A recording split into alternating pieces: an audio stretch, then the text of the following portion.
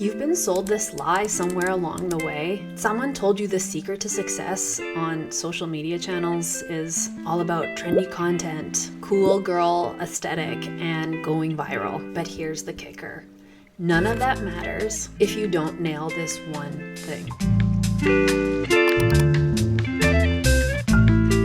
Let's talk about it. Trying to get noticed on social media can feel like trying to be the loudest person in a room. You've got people shouting about algorithms, hashtags, when to post, posting schedules, strategies, and it's easy to start believing that you need to do all the things to be successful. But here's the truth. The number one mistake most aspiring digital marketers make isn't about strategy. It's about their messaging. If you're not speaking directly to your audience, solving their specific problems, and making them feel seen, no amount of pretty graphics or viral videos will save you. Today, I'm breaking down how to avoid this mistake, connect with your ideal clients, and build a marketing business that actually works. By the end of this episode, you'll know the exact shifts you need to make in your messaging to stand out on those crowded channels, to attract your ideal client, and stop spinning your wheels on surface level strategies. The number one mistake I still see people making when it comes to their messaging is they are trying to speak to everyone.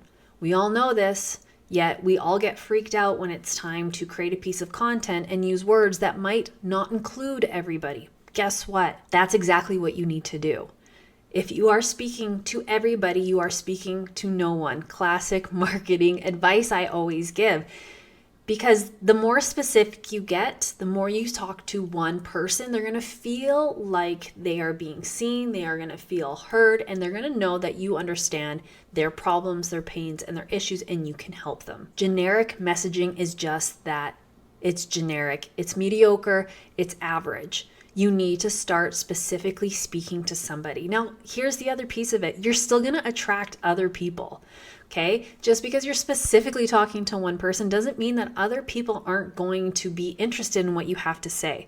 It's just the better you can pinpoint this and speak to one person, the louder your message is going to be without sounding like you're shouting. Okay, you have to remember your audience is scrolling through thousands of pieces of content every single day. And if they don't have somebody come out and say, hey, I'm talking to you, they're not going to stop scrolling. So I want to give you an example. Imagine somebody is scrolling and looking for a social media manager. They see one post and it says, let me help you grow your brand. And then they scroll and they see another one that says, I help small business owners create scroll stopping content that drives sales in under 30 days. Who do you think they're going to pick?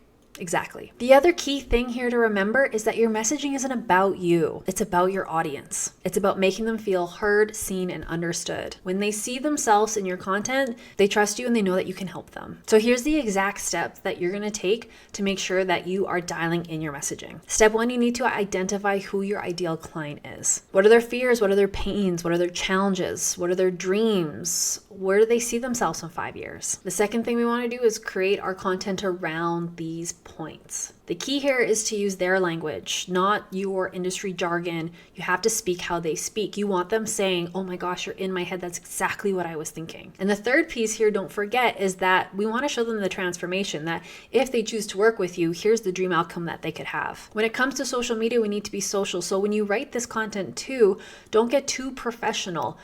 Think like you're talking to your best friend. They just told you a problem that they're having, and in a conversation, you're helping them deal with it. And of course, my hot tip here is jump into ChatGPT. Use AI.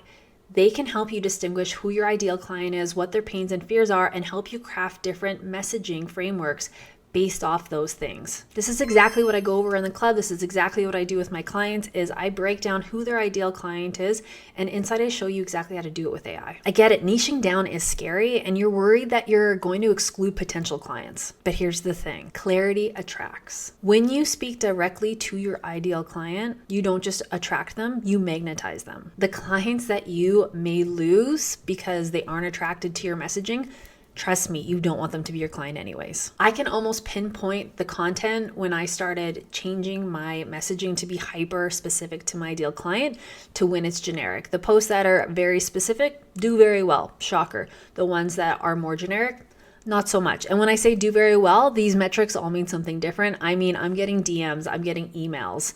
I'm not just talking about vanity metrics here. The moment you stop trying to please everybody is the moment that things will take off for you. You go to being just the other option to being the only option. So if you're ready to stop spinning your wheels and get your messaging dialed in, follow along because we'll have more tips on this. And I'm going to break down my magnetic messaging strategy for you.